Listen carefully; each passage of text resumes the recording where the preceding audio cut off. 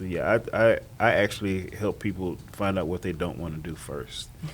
That's the easiest thing to do. Is most times people say, well, tell me what you want to do. No, tell me what you don't want to do.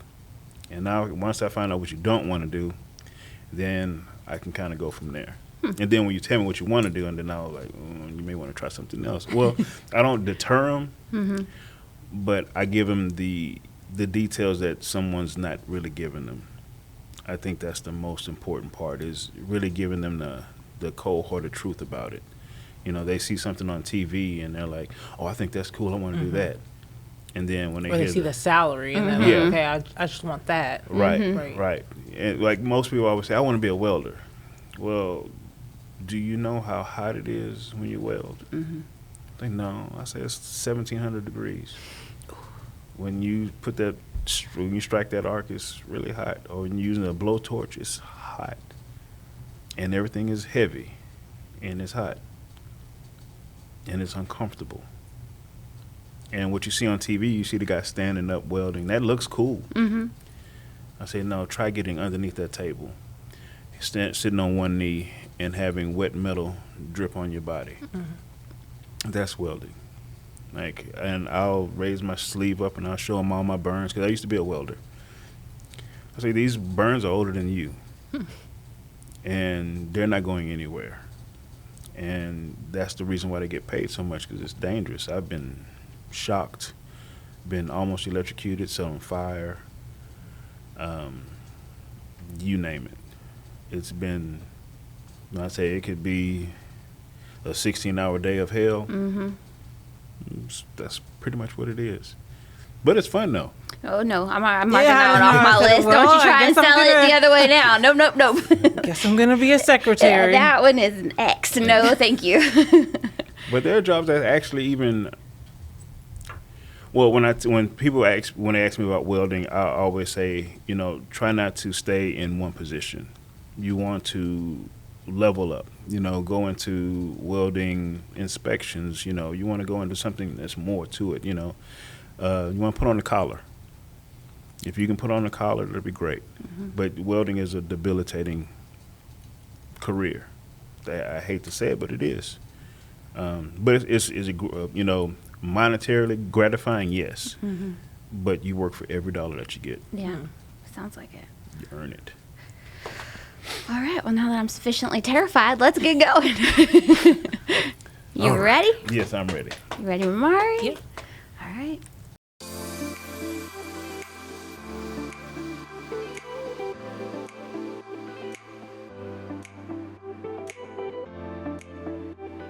Good morning, everyone, and welcome to Texas City Tales. I'm Jennifer. And I'm Ramari. And today we're here with Mr. Kermit Harris from the College of the Mainland. Welcome. How you guys? How you ladies doing? We're good. How are you? I'm doing well. Can you tell us exactly what you do at College of the Mainland? Yes, I'm the program manager for the industrial workforce, where I oversee all the industrial careers such as welding, pipe fitting, instrumentation, electrical, manual machining, mechanical maintenance, plumbing, CNC. CNC stands for computer numerical control. Those type of workforce jobs. Where I choose the curriculum, I choose the instructors for that curriculum, I procure all the equipment, tools, anything of that nature. But I don't do it by myself. I have a team with me. My admin, Sarah Ramirez, she helps me a whole bunch. My dean, Paige Parrish, she helps me a ton. And with the leadership of, Dr. Nichols, Dr. Brewer, they do a fabulous job of letting us, choose these fabulous careers and help these young people find out what they want to do with their lives. Yeah, I feel like, we've been talking a lot about Community Matters 2030 on episodes lately, which is like a 10-year plan for the city of Texas City and the community as a whole. And one of the areas is education, and it's all about, really it kind of boils down to, in my opinion, like creating more opportunities for students to learn and kind of like getting beyond like the traditional classroom in some ways, whether that's tutoring or, helping kids connect with more information or experience even in fields they might be interested in. So it kind of sounds like you're right there in that same vision. Yeah. Oh, and I forgot about one other one, HVAC. Oh. HVAC is in every building that we go into. HVAC, plumbing, and electrical is you can't go into a building without those things, and they're essential. You don't have to go to your traditional 4-year college, getting your bachelor's degree or anything like that. Some of our courses are less than a year long. You can get a certification within 10 months. Wow. And be right into the workforce, making a very, very good salary. And you have these certifications that stick with you, and you can upgrade so much from them. And actually, we have 2 programs that are absolutely free. We have a plumbing program, and our CNC upcoming program that's absolutely free to everyone that comes in. All we need is them. We pay for the books, we pay for the tools, equipment, everything. Wow. Are there requirements or any kind of qualifications that people have to meet? Just be 18. Wow. That's it. You don't have to know anything about any of those careers. You can, like our plumbing program, it's a pre-apprenticeship program. It's a 10-week program. And, you learn about the union side, the non-union side, the open shop. You learn about a lot of different aspects of plumbing. And it's a very good starting point. Same thing with CNC. Everything that you see in this room is built by a CNC machine. Cell phones, microphones, everything. Everything has a mold. And these careers can, change your life. And like I said, you don't need to go to school for 4 years. Going to school for 4 years is great. I went to school for 4 years, got a degree. But I use all kinds of tools that I have in my bag as far as educational wise, from construction. And it's great. These guys and girls can learn. We do have females in our classes as well, and we look forward to having more. But because the career is for everyone, and even if you don't go into it, it's something you should know just for your own sake. When you're a homeowner, you want to, instead of hiring a plumber or calling out for a plumber, you can do it yourself. It works. Yeah. So how did you get involved in the work that you do? Because I know that you graduated with a 4-year degree, but you were also in the welding industry. So tell us a little more about your background. I started off as a welder. Coming out of high school, I welded for a couple of years. I was a structural welder. And after that, I got into pipe fitting. I'm a certified pipe fitter as well. I did that for a couple of years for XL contractors. I worked in many different refineries and plants. I did that for some time, and I transitioned into safety and got my safety certification. I was an OSHA trainer for some time, where I taught OSHA 10, OSHA 30. When you're working in the industry, you start to see things that need to change, and those things are changed through safety. You can't really change it as a fitter or a welder, but you change things from a safety standpoint when because you want your employees to come home just like they go to work. You came here with 10 fingers and 10 toes. We want you to go home the same way. Right. And that's kind of how I started looking at things differently. Looking at it from a safety standpoint. How can I do this job and still be productive, but be safe at the same time? And I ended up transitioning that into I actually transitioned completely and went into the school districts and started teaching for a while. But I started teaching pipe fitting at the high school here. And when I went from Texas City High School, I was the pipe fitting instructor there for some time. Was the teacher of the year, actually. Oh, nice. Congratulations. Thank you. Absolutely. And I had an opportunity to run all of the industrial programs at College of the Mainland, and it was an opportunity I couldn't pass up, to be able to oversee all of the industrial careers. And, like I say, instead of just helping one student, now I can help the student, I can help the parents, I can help the whole family. And I looked forward to that opportunity, and I took it and ran with it. And ever since then, I've loved it. I love what I do. I love helping people. I love being there for them, being not a guidance counselor, but guiding them in the right way, guiding them into the careers that they think they want to go into, and helping them along the way. Like I said, I actually still talk to a lot of my past students. They still have my phone number. We still contact each other. We talk. I still give him advice. Former student gave me a Snapchat of him on he was on the JLG, and I said, just make sure you tie it off. But no, that's how I kind of got into the career, and I've been with the College of the Mainland for a little over 3 years now in this position. And before that, I actually was the pipe fitting instructor for College of the Mainland. And that's kind of how I grew into this position now. It kind of sounds like you have, I would think, the perfect background, because you've kind of done like little components of so many of what you're now over, you know, like, so you can not only, like you said, like guide, but I think even being so dedicated to safety too, you're probably teaching that to this, you know, next generation of workers who are coming up in these fields. Right. Because you'll have some guys, you know, I've worked with guys that are older than me, and they were like, I've been doing it this way for 30 years. And you may have been doing it wrong for 30 years. Yeah. And, you know, not to say it in a bad way, but there's always a safer way of doing things, you know, because the company is pushing production. And that's what they're supposed to do. They want you to produce. They're here to make money. But for the employees, they're here to make money as well, but they want to make them in a safe manner. They want to be able to feed their families, but also come home to their families. And when working in safety, those conversations can be very tough when you have to go to some person's house and say, hey, sorry that Johnny lost his arm, or Johnny lost some fingers, or Johnny lost his life. You know, those are the conversations you don't look forward to. But being a safety manager, those are the conversations that you have. And being in this position now and talking to young people about the careers that they want to go into, you kind of still have to have those conversations with them that, yes, this is a great paying career, but it's great paying for a reason. You know, it's called hazard pay. And it's not hazardous for no reason. It's hazardous, you know, whether it be, you know, something you're inhaling and, you know, or working around. It's dangerous. And, you know, being responsible for yourself is important. We got to pause for a second, guys. Sorry. I'm so sorry. What's wrong? I don't know. My eyes burn. It's making my nose run. Gotta go catch it. Oh, my God.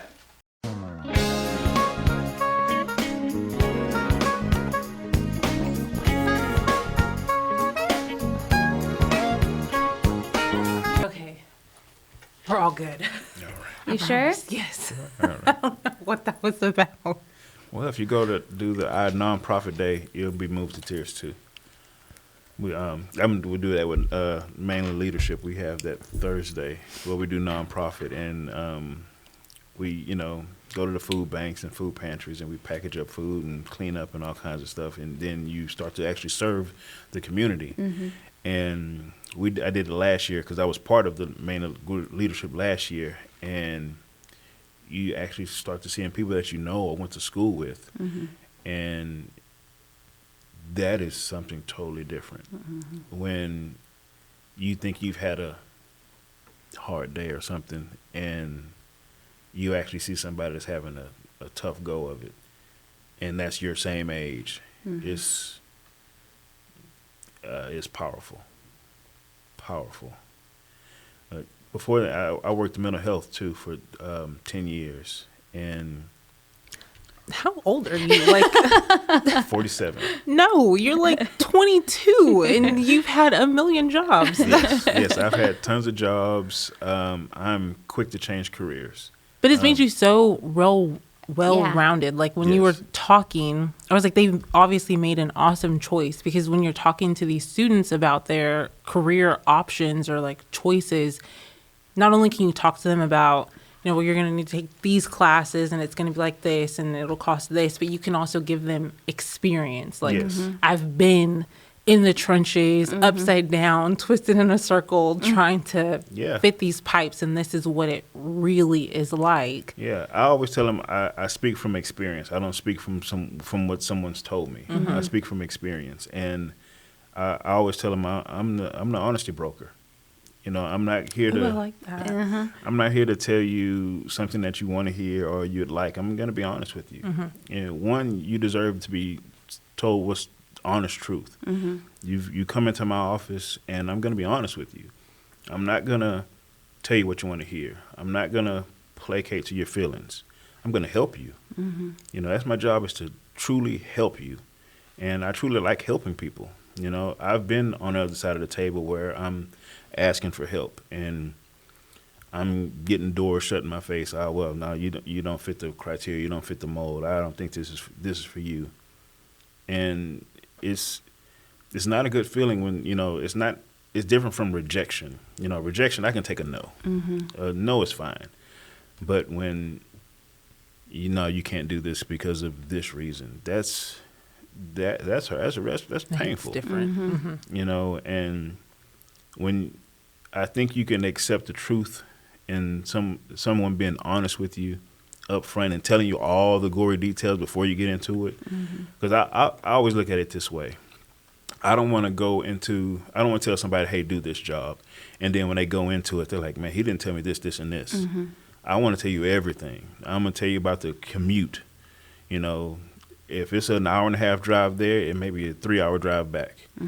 And these are part of the job you have to get into, you know, that you have to really deal with. You know, say, for instance, if you have to be at work at 5:30 a.m., that does not mean show up at 5:30.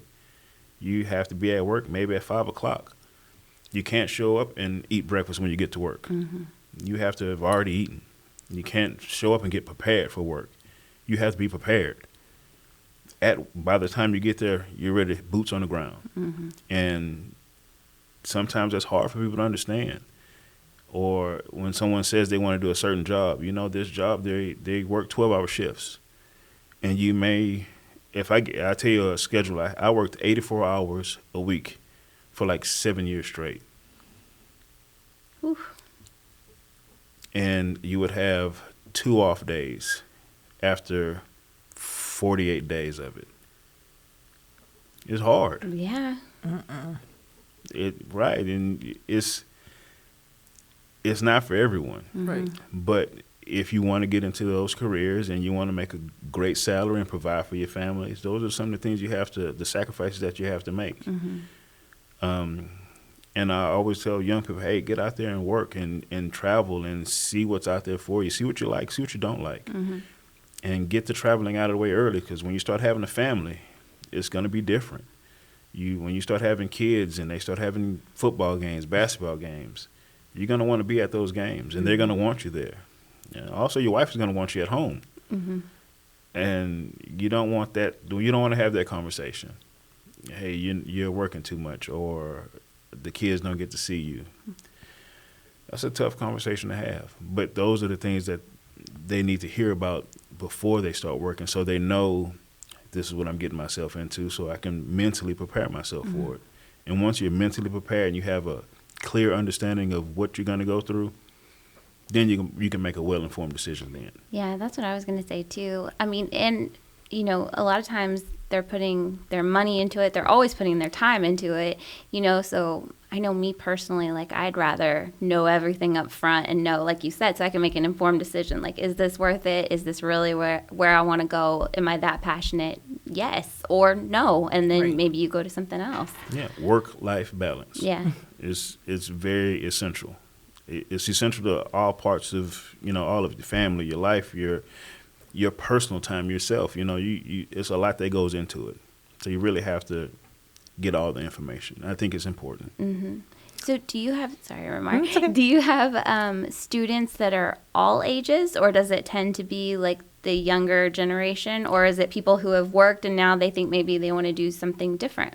I have all of the above. Yeah. And actually, I like it that way. I would prefer the classes be a mixture of the three, because you have the ones that never worked a day in their life, and you have the ones that they've worked in the industry and they want to change, or they're working in that current industry and just want a certification for it.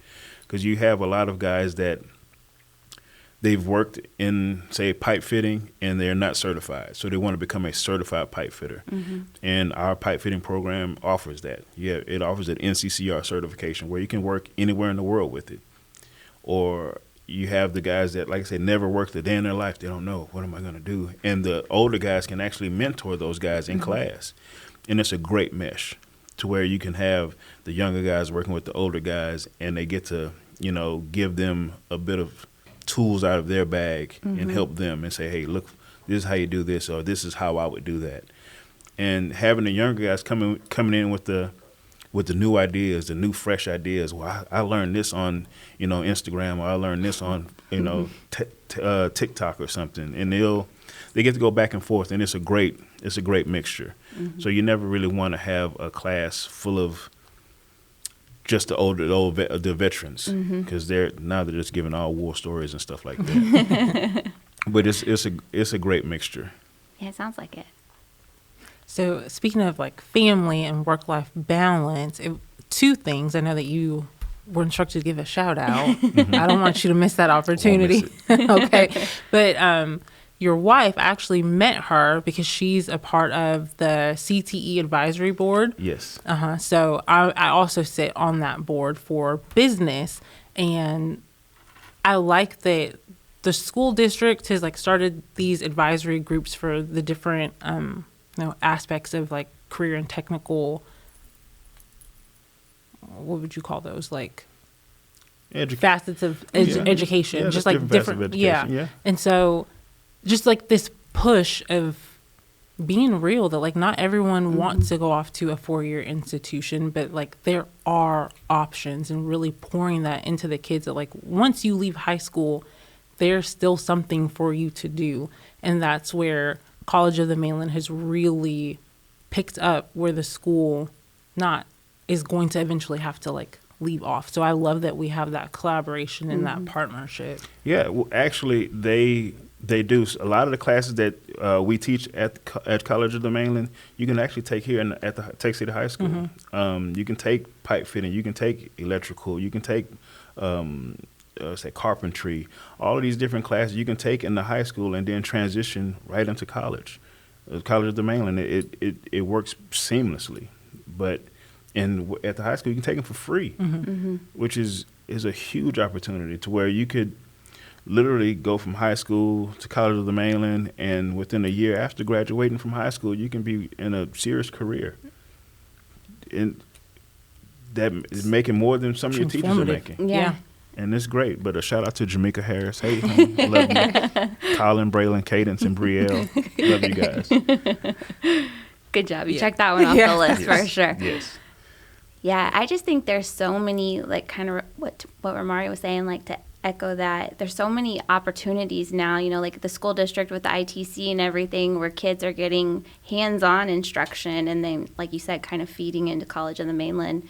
It's pretty incredible, all the different choices that you have at such a young age, The opportunities are endless for these guys, and they just have to, they have to hear about it, and not be afraid to, take a chance, take a different look at things. But yes, the opportunities are endless for them.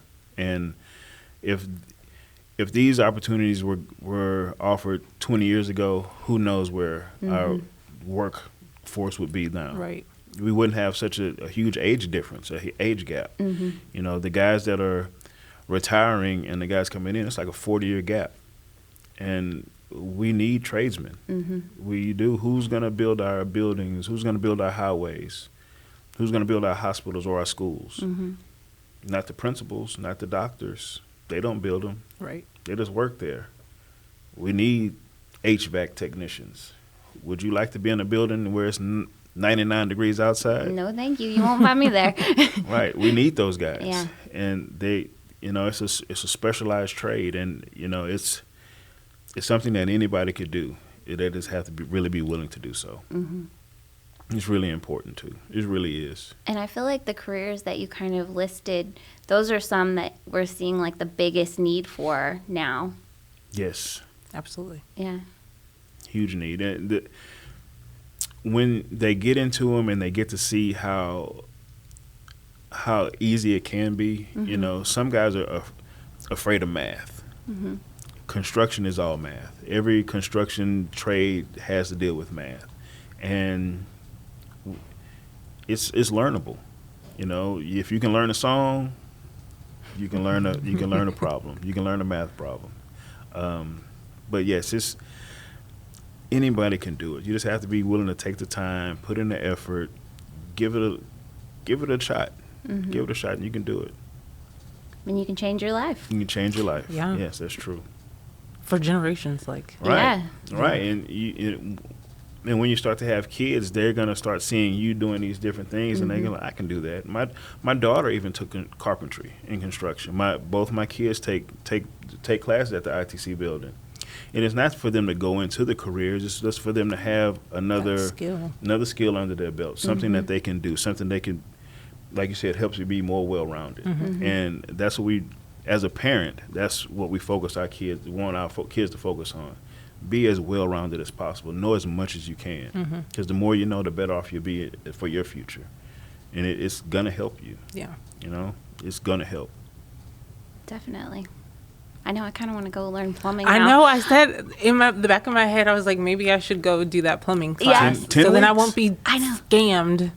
It happens all the Yeah. time. Do it myself. Yeah. I've almost was scammed once by a plumbing company. Won't share their name, but I had something going on with my bathroom, one of my bathrooms, the tub, and I just didn't have the time to change it out, and it was literally just a O-ring, a plastic fitting, and the company tried to charge me like $800.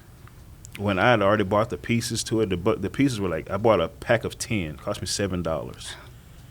And all I had to do is cut the water off, take 2 screws, literally 2 screws, this, that, and the other, done maybe 15 minutes. And then he's like, he gave me a quote. He's like, it's going to be $800. I was like, for what? And I told him what he was going to have to do. He said, how do you know how to do that? I said, I'm a pipe fitter by trade. I said, I just don't have the time to do it. And he just charged me the service charge after that. And he put it on backwards, but it's not gonna go there. Did you That give was him a his way. card for your class? I should. And we didn't have the class at the Stick it time. to you. I should have. That's a good rule of thought. Yeah. Hey, take my plumbing class. But no, our plumbing class is totally free, and it can help you. Yeah. It just give you some knowledge about what, just stuff around your house, just simple things. It's really easy.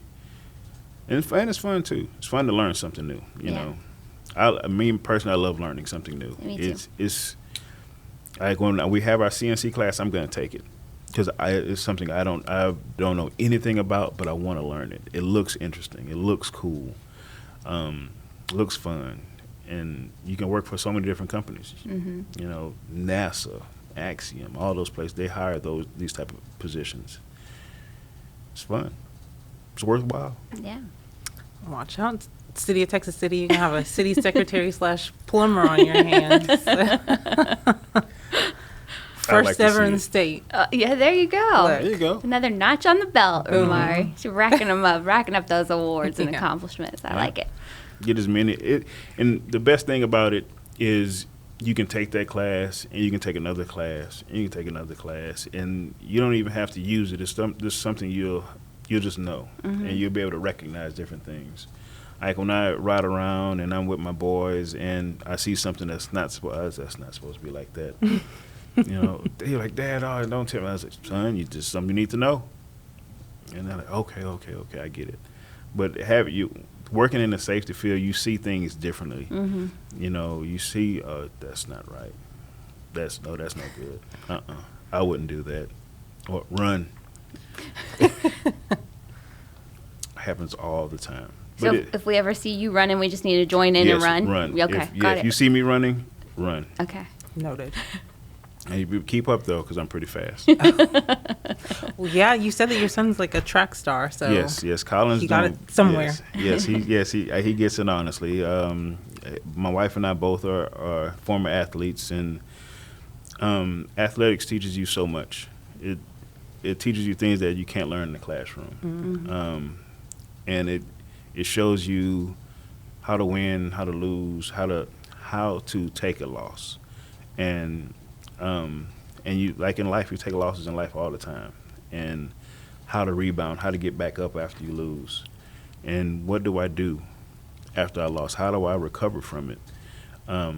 But no, track is a tough sport. You know, football is as well. But my boys, they're like I said, they're athletes, but they're students.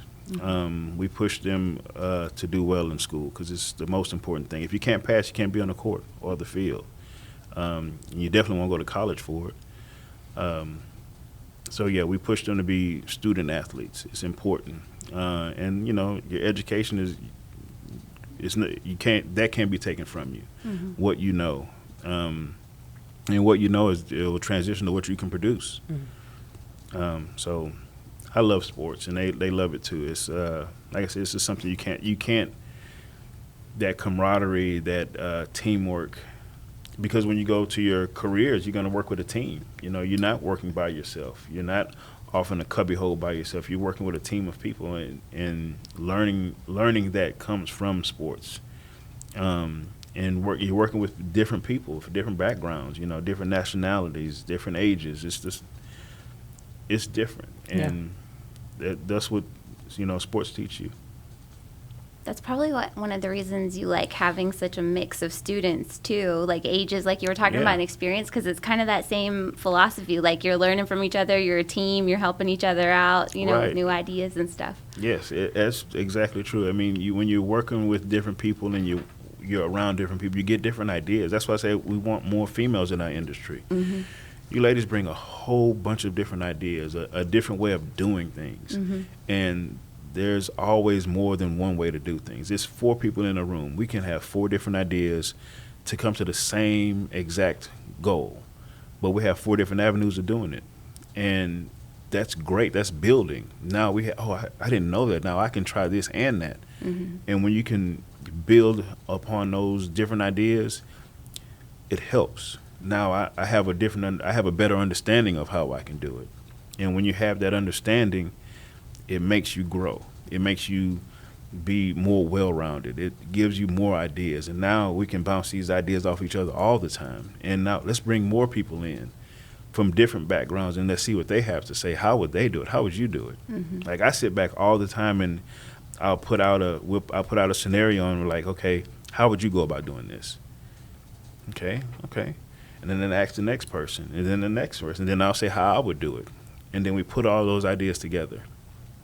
And it helps so much better. Like we're designing our manual machining lab right now, and I'm collaborating with my instructors to see how would it best fit you. What works for you? Okay, because I've never worked in a manual machining shop, so how would I know? Why would I design a shop and then give it to you to do? That doesn't make any sense. So now if I help you, you tell me, okay, this should go here. We should place this here. Don't put that there. Things don't go together. Now it makes it better for the students. Instead of designing it my way may be terrible. My way was actually pretty bad. But then when I collaborate with my instructors, they're like, no, I would put this here, Kermit. No, I would put that there. But this is good. But it helps them in the long run. It's going to help the instructor.